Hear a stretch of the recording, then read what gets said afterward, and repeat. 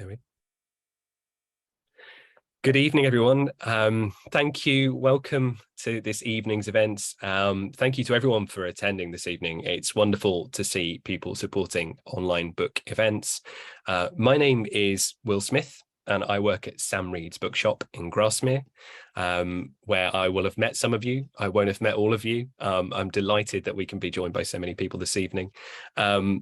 We are delighted collectively that this evening we can hear from Nancy Campbell, who has just written this beautiful book, Thunderstone, and that's my visual plug of the book there. It's nice to have a book that you can hold up and you can just be amazed at the cover too. So I'm so glad that we get to speak to Nancy this evening about it. But before I turn to Nancy, I do have to just thank Amy at Elliott and Thompson for helping arrange this evening's event.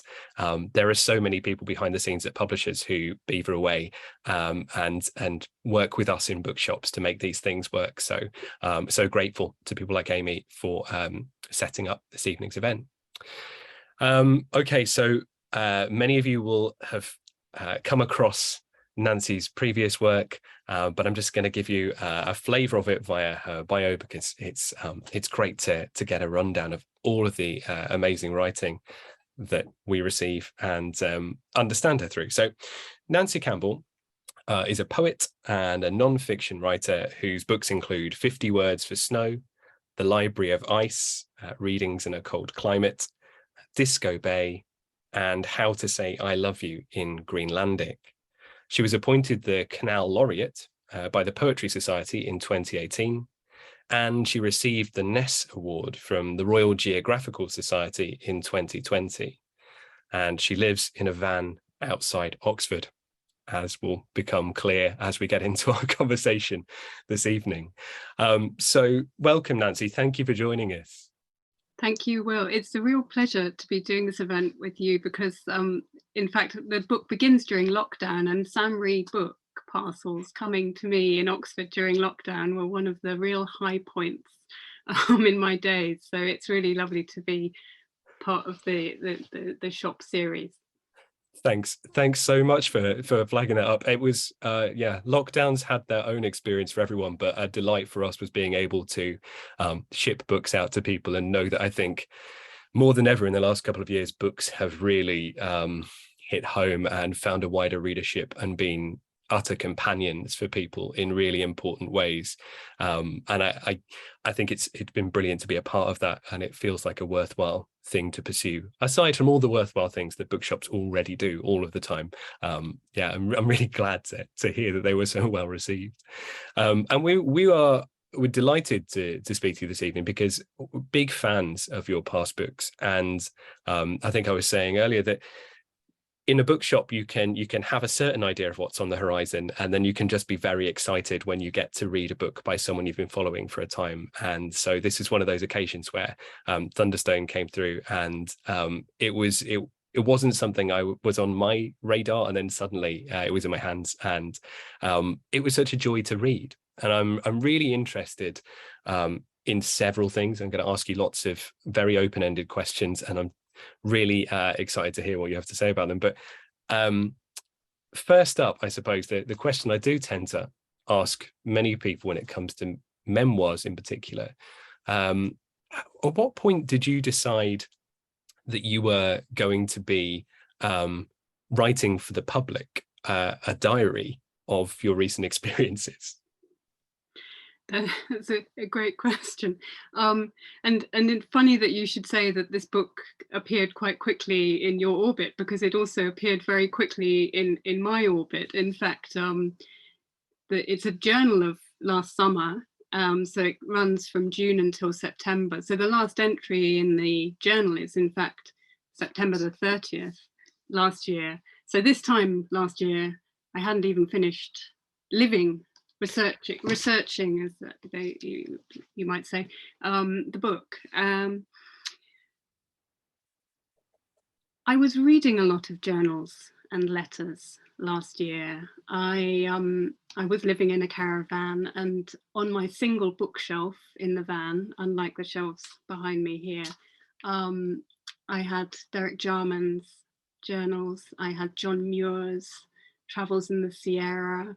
I had also letters. I was reading Tove Jansson's letters for the first time and really loving those. And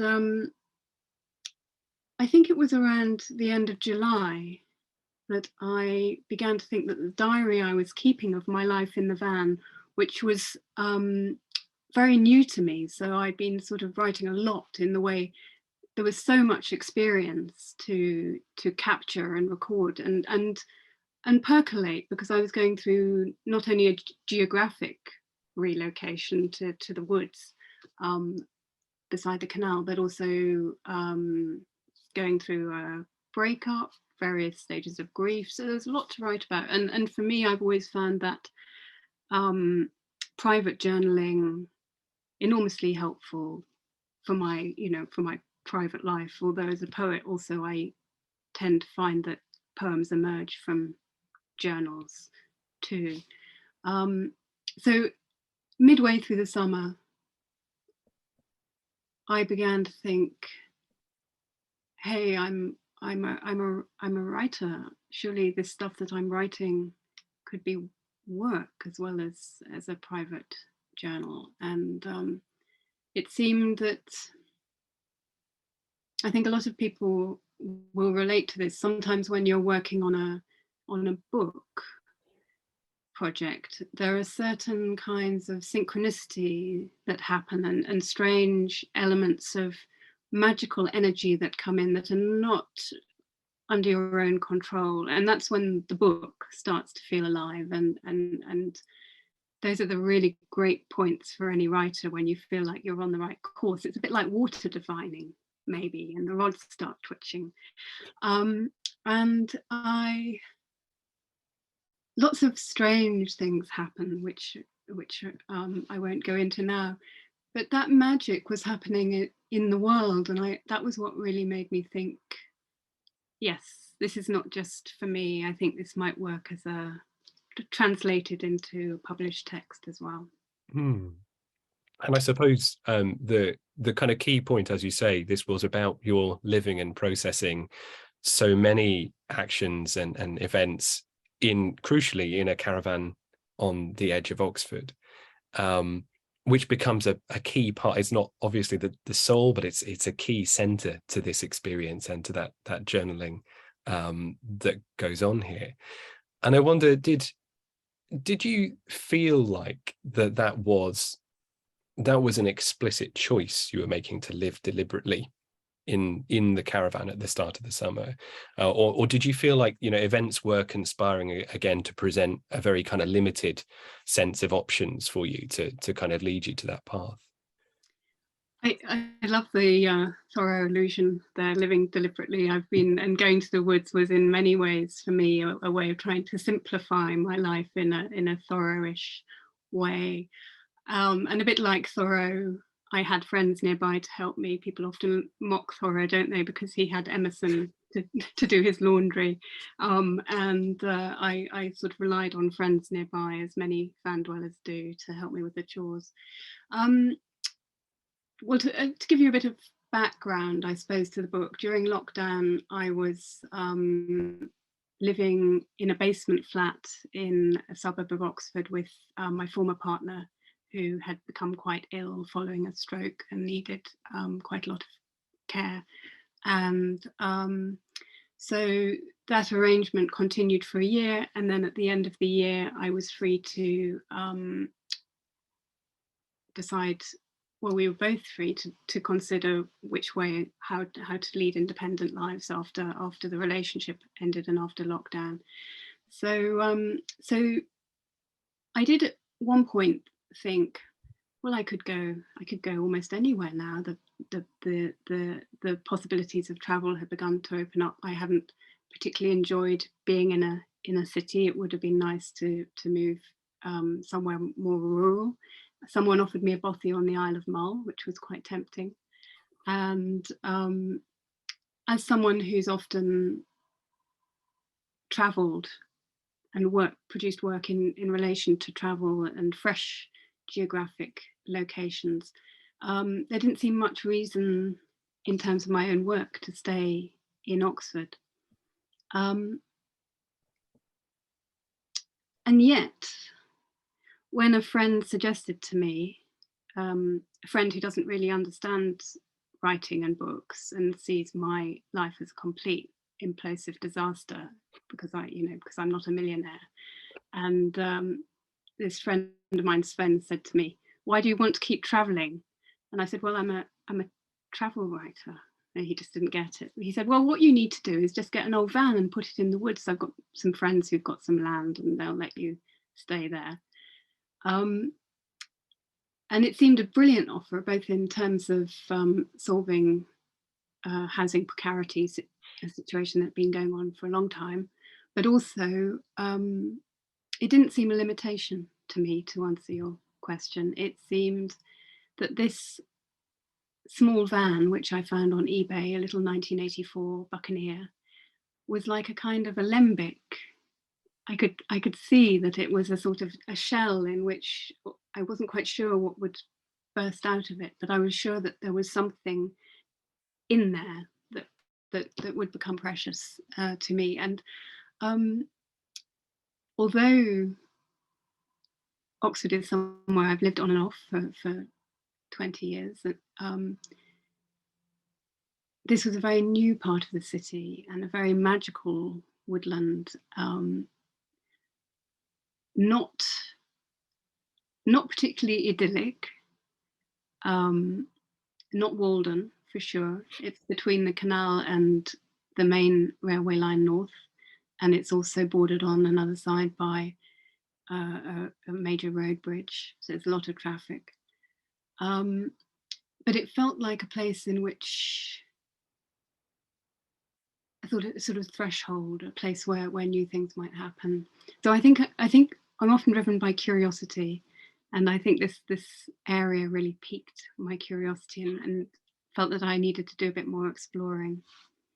That's wonderful. That is wonderful. That sense of curiosity certainly comes across, I think, in the entries as you present them. I wonder whether we could hear a passage from the book, whether you've got a passage there you could read to us to give us a sense of your encounter with the space.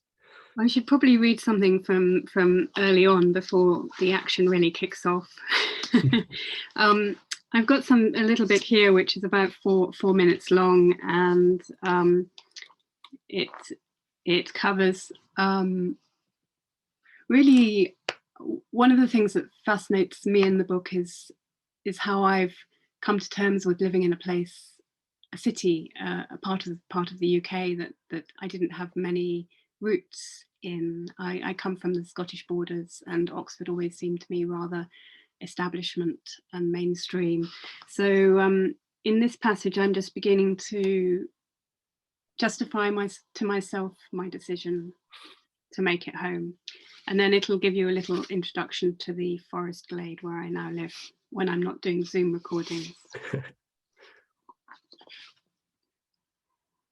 I tug back the bolt on the gate and walk down the lane with a rush of freedom. In the glade, spring is burgeoning into summer. Ivy scrambles up the trunks of alder and elder and ash, dressing the woods in uniform green. As I hack at the nettles with a blunt pair of garden shears, I consider my original plan to leave Oxford. Was it so absurd? I'm fond of this city for all the lofty arrogance I've encountered at its academic heart. Even that cold core has its cozy spots. I recall the pub Snugs once frequented by Iris Murdoch or Tolkien, spirits who trod the line between the university's strictures and the wild spaces of their own imaginations. Philip Pullman's description of Oxford in The Subtle Knife as a place where rifts in the fabric of this world might lead us into other worlds is not far from my own experience. I've found kindred spirits here, real and imaginary. I've speculated, like Lyra with her alethiometer, trying to scry out some kind of future in dark times. I've meandered through unfamiliar neighborhoods, discovering handy treasures, boxes of windfalls at the back gates of a convent, or jars of honey with a hopeful honesty box down a lavender path.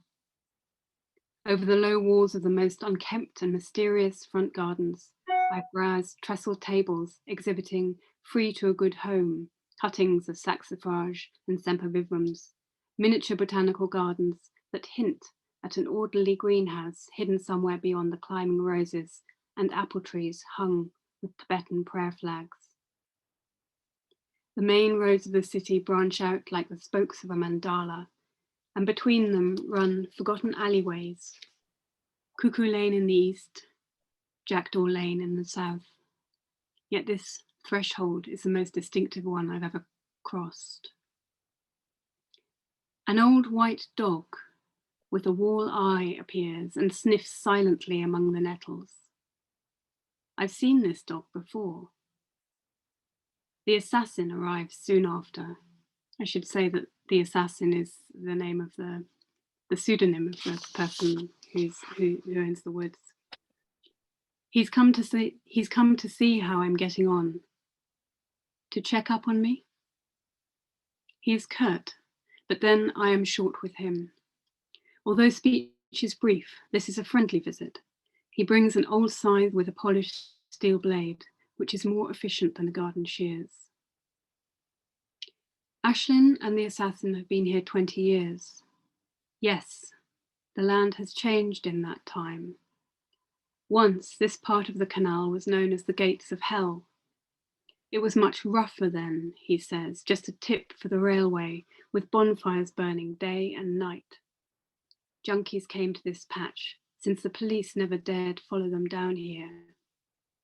You still find syringes lying around, so watch out for your wheels. You'll have to check the ground over if you're going to drive the caravan in. And then there were the hippies, he breathes contemptuously, gesturing to a naked Cindy doll, its legs splayed in the fork of one of the willows. It has been crucified with a rusted nail through its plastic abdomen. The hippies, they were worse than the junkies, he says, university dropouts who wanted to live on the land but couldn't be bothered to look after it or even themselves. He gets his penknife out and saws the doll in half, casting the hollow pink torso down into the nettles, then begins to work loose the nail. They nearly burned the woods down and you still find bits of plastic crap like this, old yoga mats and shisha pipe and lighters. The nail comes loose and he pockets it. They mess everything up and then they move on. There was a Macedonian guy living here last winter. Don't know what happened to him. He takes a few steps towards the path, then turns back. Before it was the gates of hell, he says. It was Joy's field. I've seen the old deeds. It was named Joy after the farmer who owned the land before the railway took it. And you'll make it that again, if you choose. Thank you so much for that. That's wonderful. It leads neatly to, I think, a question about such a vivid sense of place and a community that you're gesturing to there. How did you go about handling what could be quite legible as a reader to a space which could be identifiable, a community who are, even whilst disguised, still proximate and very much of a place? Were pseudonyms, or kind of, was it about trying to make it slightly abstract along the way, or how else did you kind of handle that specificity? I had quite a lot of conversations with everyone involved in the book, and I was really nervous. I think this would be around August, September, by which time I'd signed a book contract, and also knew that this was a book I now wanted to write. I was deeply in love with the idea of it, and I think because I was so keen to do it, I almost believed that there would be some kind of stumbling block put in my way. In fact, the stumbling block was more internal on my own part rather than to do with the community. Everyone was really laid back or positive about it. I didn't encounter any reservation, and of course if I had, there would have been a serious reconsideration of the project. But even boat dwellers I didn't know so well, who had, seemed maybe a little bit defensive when I met them. It was actually quite a nice thing in that asking permission from them, explaining what I was doing, which might well have put them on my guard. In fact, their guard. I think it would put me on my guard if someone said they were writing about the caravan. Often that was a bridge into a new friendship with them. I'm thinking in particular, there's a boat I mentioned called Pirate Princess, which is quite terrifying from the outside. It's got pirate flags hung in the windows and lots of rather strange dead hydrangeas and arum lilies on the roof instead of geraniums, and the usual sort of cheery primary colour plants you see in house narrowboat gardens. And the owner of Pirate Princess, who I think like me is maybe a little bit shy, suddenly really opened up and wanted to tell me all about her boat so that I could put more in, and sort of gave me a bit of a guided tour. So the book itself became a bridge into the community. And the people that I'm closest to, Ashlyn and the assassin, and my friend Sven, the entrepreneur who suggests the caravan scheme, were really were with me through the narrative and read drafts and were warmly positive. And I have maybe blurred the geography quite a lot. I mean, I don't, for various reasons, I don't want people to know where my van is either. But I suspect with a little detective work, it might be possible to work out where it is. But that wasn't a concern to anyone. So yeah, but it's a very important question, obviously, and also in terms of writing about my relationship with Anna as well, and the question of writing about life as a carer, but also perspective on her illness. So that was also a long and detailed conversation about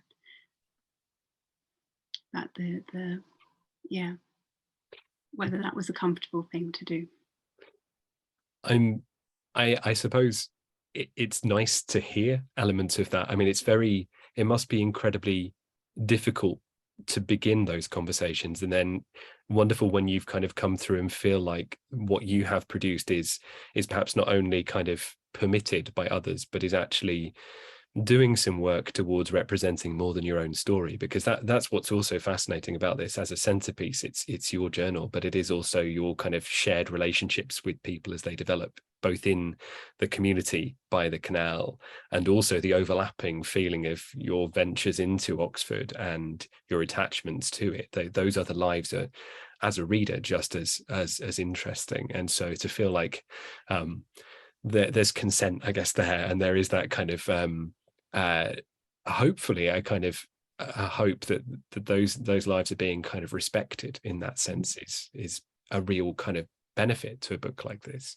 And certainly around the place, that so much of this is also about the place as you're experiencing it. So it's that kind of horror, and we have it around here, we have the words with question about how much can you talk about a place before you're suddenly encouraging pilgrimages. And so there is always that kind of tug when you're speaking about place. And yet what's also wonderful about it is that we get that place through in terms of the caravan site, in terms of the kind of natural rhythms of the year, and then the other slightly more human aspects of your encounters that you have around the caravan itself.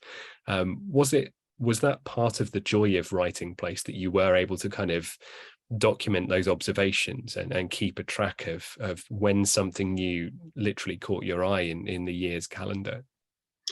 Yes, and I think having had quite a during lockdown, Anna and I were lucky in that we had a few squares of patio outside the flat. It was quite shady, but I was able to grow a few things during lockdown, which was a release.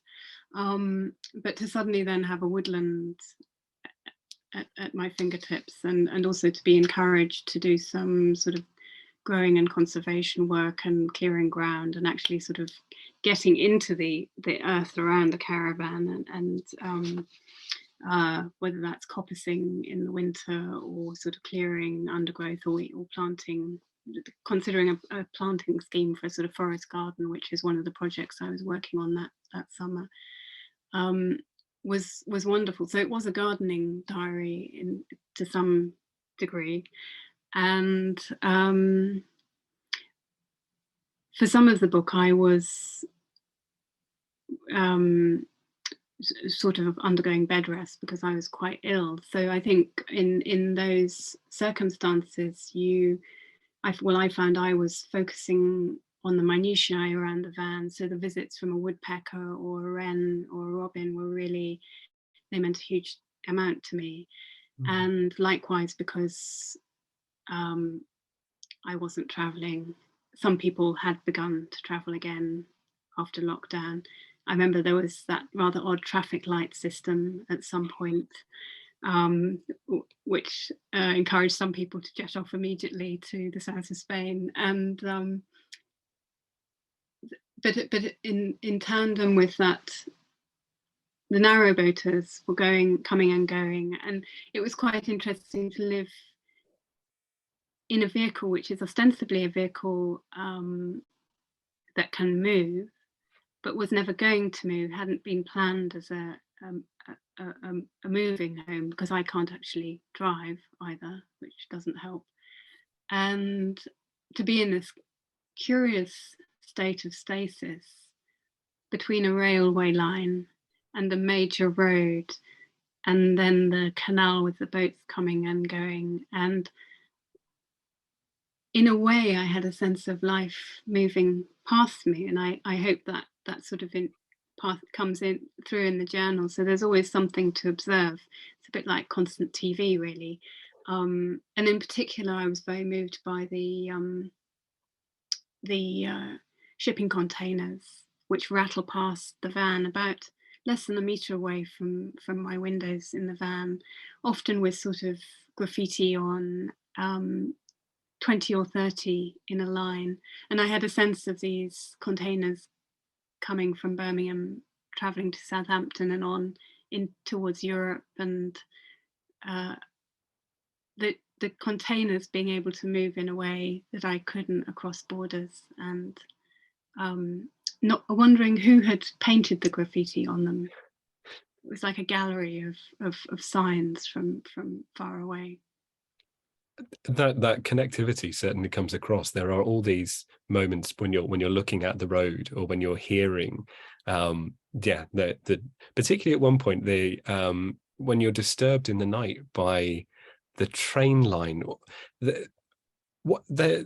how did that come about? Again, that was a wonderful moment where essentially you'd been stirred because voices were coming from the track. Did that happen often, or was that the only time that occurred? It does happen from time to time. In fact, I was coming back from an event. I'm quite used to it now. And the first time, because I do have to be quite wary of my personal safety where I am. And so the first time I heard at sort of 1 or 2 in the morning, unknown voices quite close by, and flashing lights, and sort of stomping around and pausing very close to the van, I thought that maybe I'd been discovered. And but I gradually came to realize that this is something that happens quite often on Sunday nights. It's a good time to repair any damage to the rails. So I've become less wary of it. And in fact, the assassin told me only a few days ago that rail workers are really great and I should make friends with them. So we'll see. But yeah, a few nights ago, I got back to the van, and they were doing something quite major, and the whole of the track was, in this very dark part of Oxford, was lit up with blue and green lights and sort of flashing like a disco. And for a while I thought my friends had decorated the van and were having a welcome back party for me, and then I realized it was just the railway workers, and that I should probably be quite discreet and not go up and shout and thank you to them. But there is a sense in which being part of a kind of ecology, and maybe a little bit like a creature, having to be more wary of some beings than others. Mm. And I should say as well, I know we've already got one question.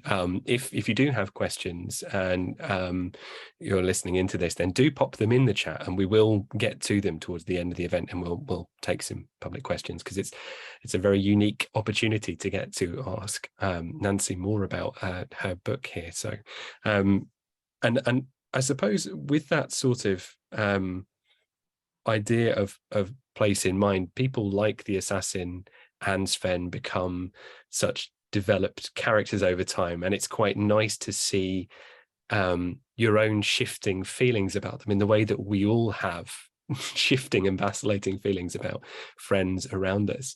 And one of the things that came across quite clearly was both the way in which you were sharing and developing knowledge about how to protect yourself within the space, and they were caring for you and considerate of you.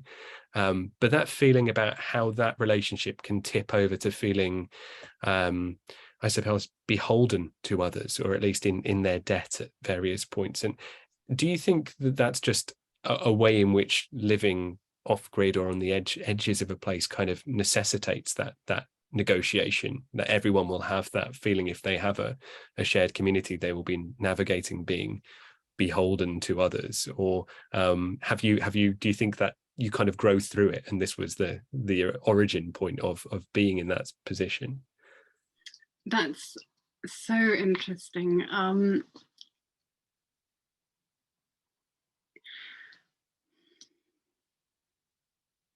it is an ongoing situation, as you say. I mean, the caravan would not have happened without the vision of the entrepreneur Sven, who once sold conkers in the school playground, and will take any scheme that looks problematic and try and resolve it, including my life. And I think with him, he's a good friend, but I have to kind of push back quite a lot, and I also enjoy that. It's quite good. We have quite a good solid friendship in terms of knowing how much of each other's ideals we can take. He likes to think he's a bit of a literary critic, especially now that he's actually in a book. So we've had a lot of meals around his table in which he will pontificate on the one author he's ever read, say Henry Miller, and tell me that Henry Miller is the best writer in the world. I haven't actually read Henry Miller, which doesn't help the situation. So he can say, you really have to read Tropic of Cancer. I think it's about compromise a lot, and in a way coming out of a relationship with some wisdom, I think, after having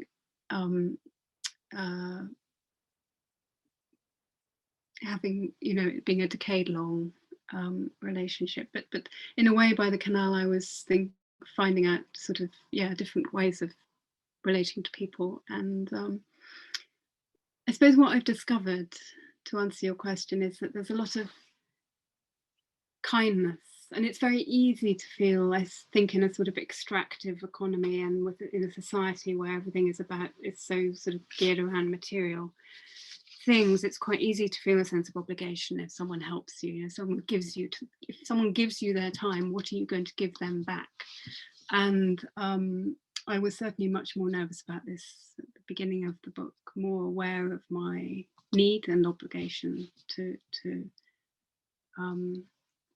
repay kindness. But I've realized over the course of the whole year, because I'm still there, that really people take pleasure in helping each other. Which in some ways, ironically, the canal community is very similar to some of the communities I've lived with in Greenland. And I think it's something to do with hardship and maybe not having very much yourself, and an awareness that you may not need help now, but you might at some point in the future. And one thing I was very moved by, this is not in the book because it just happened a few days ago, but I was on the way to an event at Blackwell's earlier in the week, and I was walking down the towpath, and the assassin has actually put up monuments. He's been there 20 years on this land, and he's put up monuments to everyone who's died on the narrowboats. And so even though the communities are quite transient, and obviously, as in any community, people pass on in every way, in every sense, people are remembered if they've died there. And I passed one of the monuments, which is a beautiful elam, which is the tiller of a narrowboat, which was the only surviving part of a boat that burnt out on the canal about 10 years ago. And it was a terrible accident. And I noticed it's been painted with the names of the people who were lost. And I noticed that someone had left flowers in a jam jar outside the boat. And I just remembered that I'd seen the week before there was also some wild hops in the jam jar. And for the first time, I realized that someone puts flowers there every week, different flowers. And I think that's maybe demonstrates the benefit of being somewhere for a goodly while rather than moving on, because I got a real sense of what you see when you stop, the changes, as you were saying, the changes that you notice in the seasons or in people's behavior over time.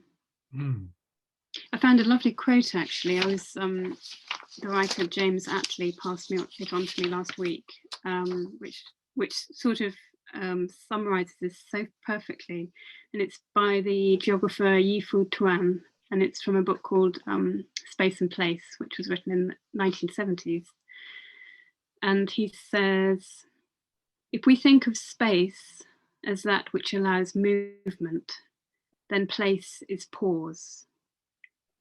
Each pause in movement makes it possible for location to be transformed into place. I really love this idea that you can't see place really if you're moving through it at velocity, that you have to be in some kind of stasis to appreciate the whole. And such a great thinker, and actually a really good gesture as well, because throughout the diary you are also reading other people's thoughts. You're recording, it seems, passages from books that you're reading or referring to or inspired by, and this is also a kind of a reading diary, a diary of intellectual engagement throughout the year with resonant thought. And there's almost kind of three strands here. There's that the vivid aspect of events in place in your location, the intellectual history and reading life. And then you also have a strand which is kind of documenting kind of international political events, or at least national political events, and the news cycle too. And as those weave together, I wonder how you decided that those were strands that you were going to move between, because you could quite easily, as a kind of crafted product, kind of omit some of those strands in the diary sense, but it's also a really rich thing to have those there. So I wonder how you kind of thought about those strands, or what was going to be present in your daily entries.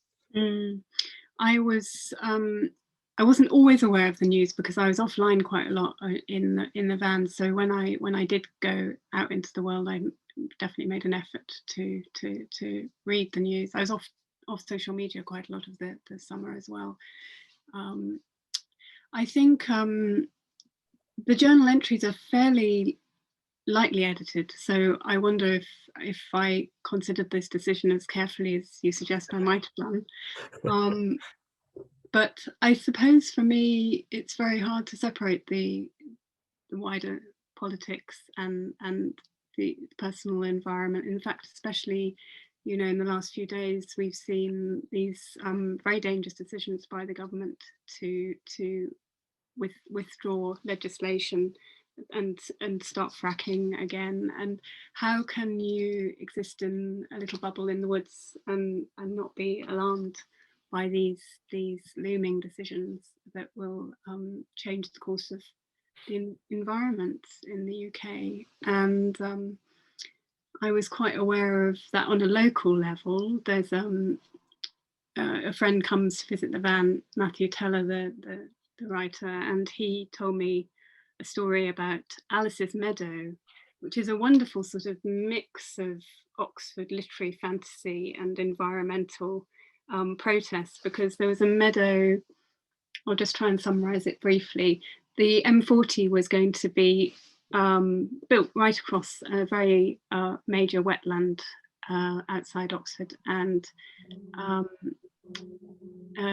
campaigners bought this wetland and then said they were going to turn it into, I think, 30,000 separate individual, very tiny plots, probably plots tiny enough just to moor one caravan on.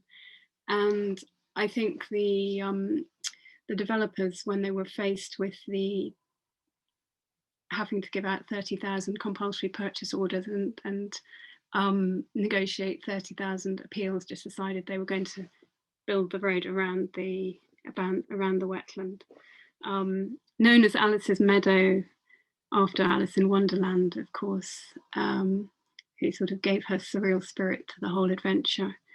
But it does interest me how politics can affect the environment, and there's also, I suppose, in an urban sense, I write quite a lot.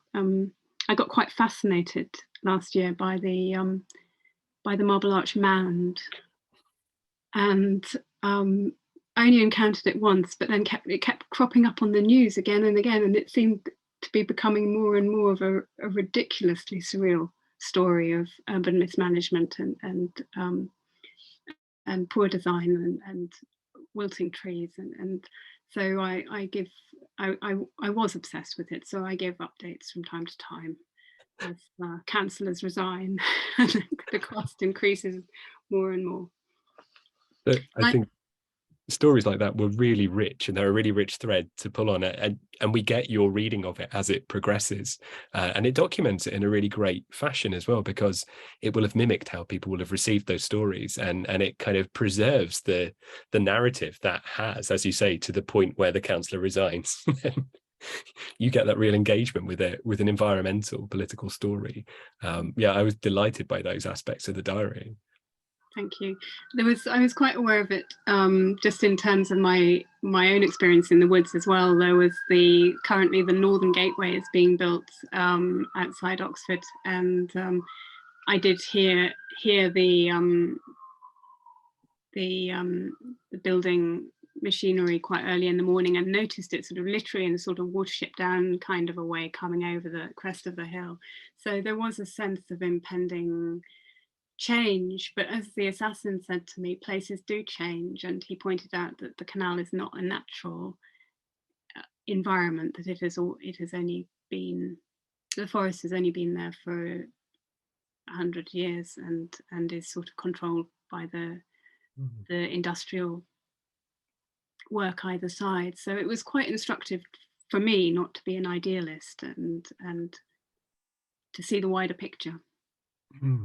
Yes, because it does kind of dispel the idea that there's a purity to it, doesn't it? That this is a very kind of developed or overwritten space in lots of ways by the increasing understanding of that. And I love the connectivity within it, particularly kind of even going back to those containers, the fact that you are latching onto the ways in which you can't be an island in that sense. This is, even staying still means that you are connected to much more than we would imagine to begin with. I wonder whether we'll turn to some questions. We have a really good question here from someone who's a former van dweller who enjoyed the freedom of the road and is recalling from the book that You Don't Drive. So wondered whether you ever thought about the potential of getting on the road, or whether, that would be the ultimate, I guess, kind of agreement with your van dwelling and being able to move it beyond the situation that you've been in. I love the idea of being on the road. I'm not sure if I could go on the road in this vehicle. It's getting more and more decrepit and probably very unsafe. Also, in order to get it into the woods, I had to drive it over a bridge which had a sign on it saying "Do not use." So I'm not sure I fancy driving back over that bridge. But I would like to learn to drive. I always didn't learn because, well, sort of for financial reasons when I was growing up, and also because it seemed to clash with my environmental beliefs. But now, I mean, also because I'm still a carer, I think, you know, in some ways it's very helpful to be mobile. And I would like to learn. I've got very interested in the ways that vehicles work, and it seems to me I've got a curiosity about it now. So yes, I would like to learn to drive, but I think I would probably drive a different van.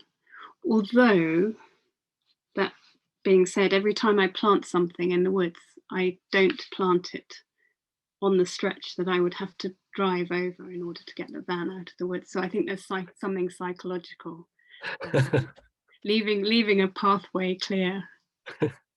And there is that lovely aspect when you're talking about the gardening, that there does seem to be this, as you say, I can't remember whether it's something someone says to you at one point, that you don't plant for this year, you're obviously planting for the next all of the time. So you're always thinking about future visions of the space you're in. So it's wonderful to think that you have kept that notional pathway clear.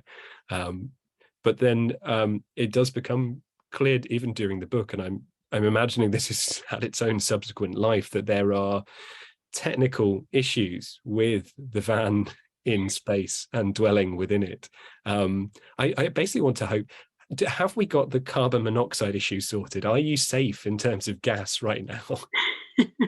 The carbon monoxide saga is ongoing, but I now have a really good monitor, and I was given a monitor when I moved in by the assassin, but it turned out it wasn't working. That wasn't his fault.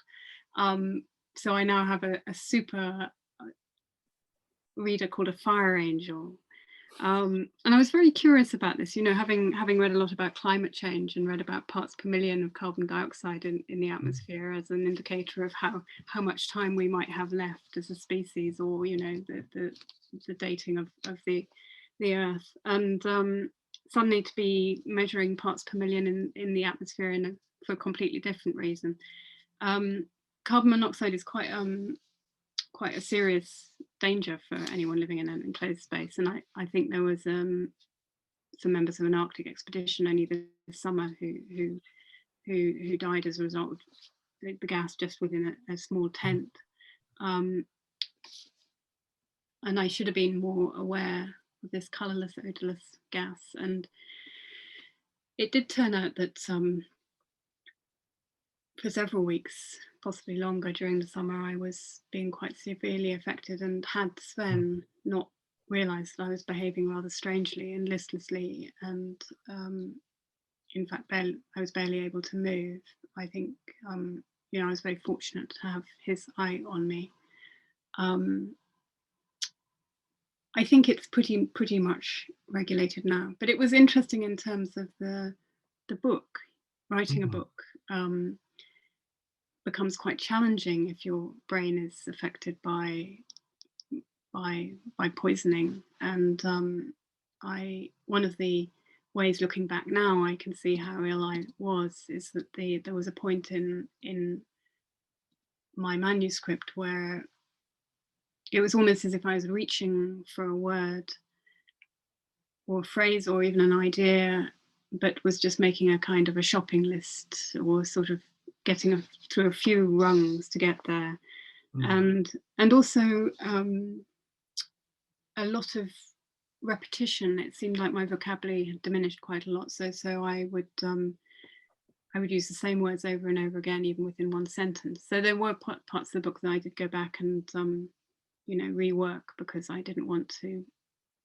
While I wanted people to be aware that there was maybe something going on, I didn't want to make the narrative badly written, or, you know. but my editor saw that when it was at that stage, and she was quite concerned. I think not in editorial terms, but actually just in, because Eliot and Thompson are lovely, in personal terms. You know, are you okay, Nancy? And I wasn't sure actually if that facility would really come back, but it seems that sort of a year on, I still find, you know, concentrating for an hour, something like this, quite challenging. But it seems that my writing is more or less returning to normal, I think. It's an odd pressure as well, given the time frame you were working with, but also within the constraint of the kind of the daily entry to track that kind of progress, or at least to trace it, because as a reader, again, you are kind of oddly complicit in that experience. You've been reading these entries and then you're, sorry, she's seriously ill. I mean, should I have noticed? And there is a really interesting engagement of the reader in that process to think, you know, how much are we engaged in watching and sensing and being kind of empathetic towards subjects we're following in that sense. So it's not perhaps something you would wish to invoke, but it's an incredibly powerful reading experience to see, I suppose, that kind of honesty about illness in public too, in all ways actually in the book, that kind of public sharing of detail of the feeling of that. And you know, was that something that you did also want to convey with this, that there was, you know, a human aspect to illness that perhaps wasn't being written about in the books you're reading, maybe within nature writing too? I think I was deeply preoccupied just because I think I'd lived with so much sense of the body in lockdown, caring for someone, and also maybe my inability to recognize symptoms of carbon monoxide in myself is sort of echoed by my concern that I hadn't realized how ill my former partner was, possibly for quite a few years before she had a stroke. I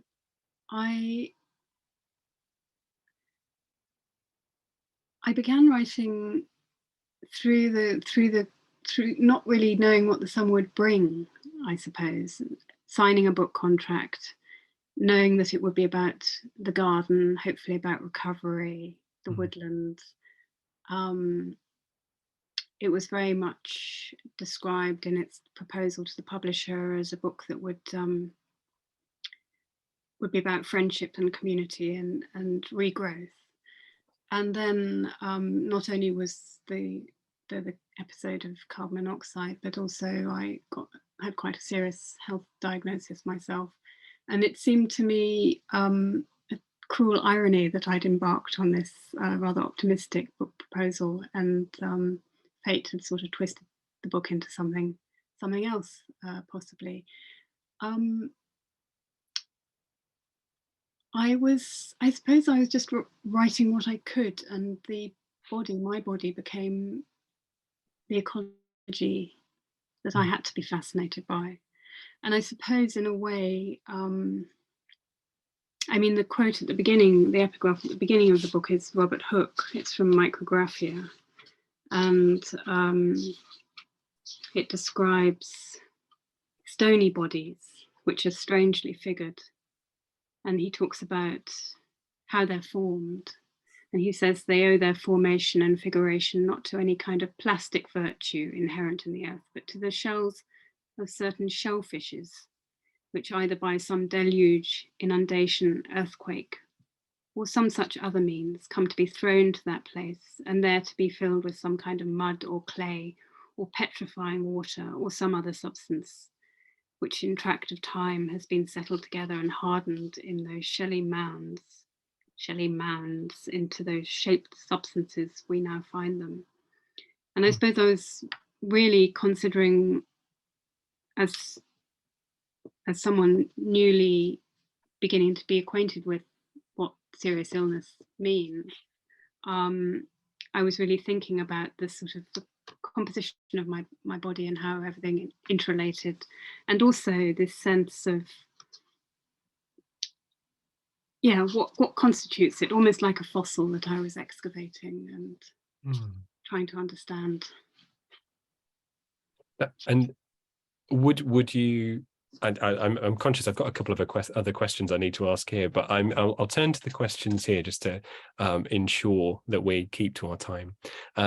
The one question here is I'm wondering about you having travelled so widely, and wondering if you are hoping to write about another place next. I'd add a sub question to that, which is, will there be more caravan writing? But also, is there another place that's on the horizon that you're thinking about writing about too?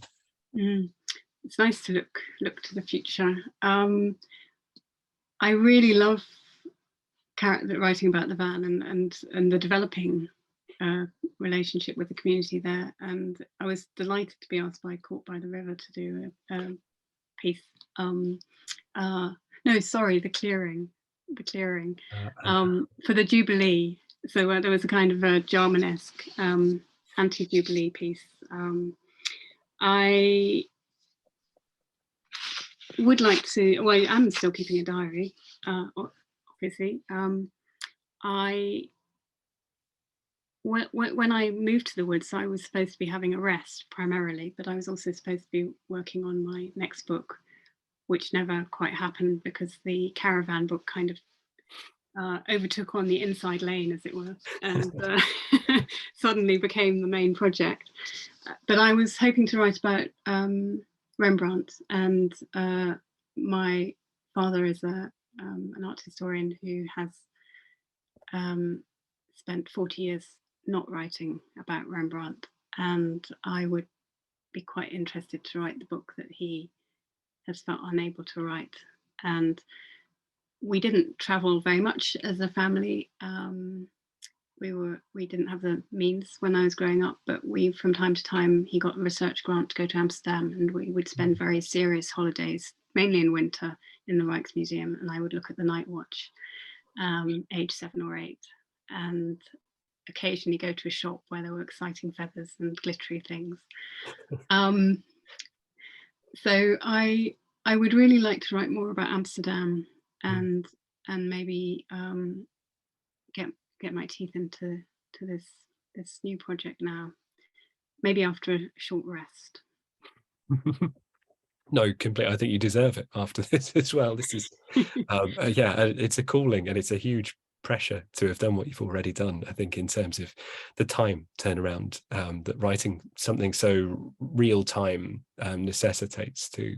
But brilliant that Eliot and Thompson were able to help you in that as well. I should say that I spent the year before lockdown in Germany, so that was I haven't often spent that much time in other places, and I write a little bit about this at the beginning of Thunderstone, and but mostly the German experience has made its way into poems, and a book of the poems is coming out with Guillemot Press next month.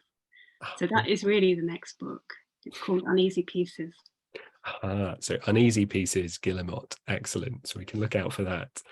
And then there's some questions here which kind of are really about reading again too. Wondering, because you do share what you're reading throughout the book. The question here, what are your favourite memoirs or autobiographies? Oh, I think I really enjoy journals. I like the intense immersion in other people's days. I would say for sure Derek Jarman, Smiling in Slow Motion, his last journals, and also Modern Nature is a book I've returned to over and over since I was a teenager, and I just love his wryness, his bravery, his fury, and his mischievousness, and the sense of the community he has around him. I've also been reading just this last year Emily Carr, the great American painter, and her sort of experiences in the forests, and within a caravan with a sort of menagerie of dogs and her pet monkey. And she's an extraordinary woman, and I would definitely recommend looking at some of her books. I think some of them are still in print, not all of them. Maybe there's Hundreds and Thousands is a particularly good one. And she's a painter who deserves to be much better known here. I think there was a show at Canada House in London a few years ago, but she's not. I think there was a big, was it the Dulwich Gallery? There was a wonderful show of her work, and Yes. yeah, she's a fantastic artist, and yeah, kind of a nice outlier to that group of seven painting vein in Canada. And so actually all of the aspects about Canada in this book were really appealing to me too. Your past experiences in Canada too, making their way into this, the kind of dedicated space and time you'd spent in those places.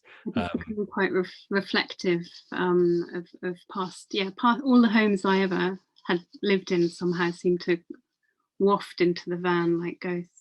I should just one memoir that I've really loved recently reading, and I know I'm sure most people here are familiar with it because I know that she did an event with Sam Reed, but Sarah Thomas's The Raven's Nest is a really extraordinary, vivid and beautiful piece of writing about the West Fjords in Ireland. And I read it quite a while ago now. In fact, I mentioned in Thunderstone Sarah calling me up to ask me for an endorsement. So but the book itself, when it arrived, is just such a wonderful production with her photographs in, and it's a really magic book. Sarah too was sort of is a spirit that haunts the pages of Thunderstone, because she sent me some yarrow during lockdown that really seemed like a sprig of hope. With all the sort of, the associated meanings that yarrow has of healing and foresight of what might come. So I owe a lot to Sarah, and everyone should read her book. No, I concur. I totally concur on that front too. And more broadly, I mean, this doesn't have to be about memoir or nature writing or journaling, but are there other books that we should be reading right now? Are there things that you would recommend? It's always great to hear the writers we speak to, the things that they are gravitating towards. Would they be other memoirs, or would they be non-memoir reading that you have been doing that you'd like to push onto us? I'm embarking on, after having done quite a lot of touring, I'm sort of embarking on a period when I really can read again, which is very exciting. And I have a big stack that I haven't begun yet. And I'm not in my van at the moment. And I did look along these bookshelves earlier to wonder if there's something I should read. And I found this delightful volume. I love other people's bookshelves. This is a sweet one. But seriously, the other one I picked this up in Lighthouse Bookshop in Edinburgh last month, and I've been meaning to read it for quite a long time. And I've just started, and the first 3 pages are just mesmerizing, as you would expect from this poet. So yes, Elizabeth Jane Burnett's The Grassling, I think is a marvel. Also, just quite recently finished, I'll give you 2 more and then I'll stop, because otherwise it would be indecent to go on too long. But I met a few years ago Irene Sola, the Catalan writer. I went on a residency at Fabalol in Olot, and Irene she's a remarkable woman, and she gave me her beautiful book of poems, which is in Catalan, and unfortunately I don't read Catalan. So I wasn't able to, although we'd had wonderful conversations, I wasn't able to read her work, which was so frustrating. And now Granta have just brought out her new novel, which is extraordinary, translated by Mara Fay Letham, When I Sing, Mountains Dance. Not being in the van, I can't show it, but it's just such a brilliant series of different voices, including the voices of mushrooms, of lightning bolts, of raindrops, and human and non-human. it's the kind of book that gives you permission to write anything you'd like. It's very exciting. That's wonderful. That's a wonderful suggestion too. So when I sing Mountains Dance, excellent. Look at that. Really, really. I think it might be my book of the decade, actually. Big praise, particularly. We're only 2 years in, so still waiting for some to be published next year. Well, great foresight. And was there one more, did you say? There was one more. I just wanted to mention Howard's End, I read for the first time last summer, and I use a quote from it as one of the epigraphs, which I just wanted to read quickly now. And it seems to say so much about, to my shame, Forster was one of the novelists I just hadn't read. Maybe I read less fiction than memoir and poetry, and had managed to miss him entirely. And I was surprised by how deeply political it was, and how it dealt with issues of housing precarity, Britain's relationship with Europe. It seemed immensely topical to today. And this is just a statement from Margaret, one of the main characters. Because a thing is going strong now, it need not go strong forever. This craze for motion has only set in during the last 100 years. It may be followed by a civilization that won't be a movement, because it will rest on the earth.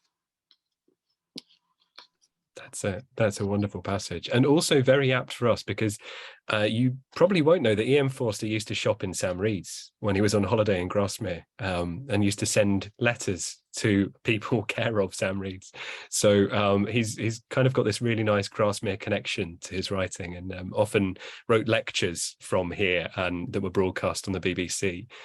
So yeah, he's got a kind of a deep a deep crossover to our world. So but also it's wonderful to get thoughts like that coming from fiction, which you may not be gravitating towards, that really chime with the sensibility in your writing. So thank you so much for those reading recommendations. We will follow up all of them, and it's always a great thing to have those put forward.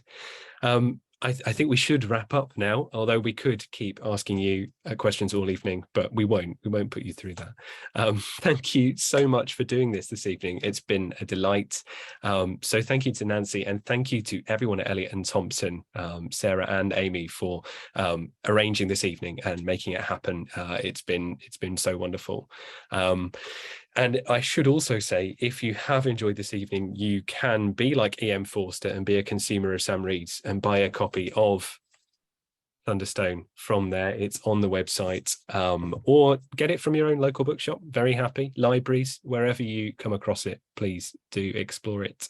And if you are persuaded by this evening that you would like to do something to celebrate Bookshop Day on the 8th of October, we have another event coming up on Saturday the 8th of October, which is going to be all about Egyptian bookshops and a history of recent Egyptian bookselling. So something slightly different there to flag up. But once again, thank you to everyone for coming this evening, and thank you so much again, Nancy. Thank you, Will. Thank you, Polly. Thank you, everyone. It's been great to see you here. And we look forward to future Caravan Tales. So thank you so much. Thank you, everyone. Thank you.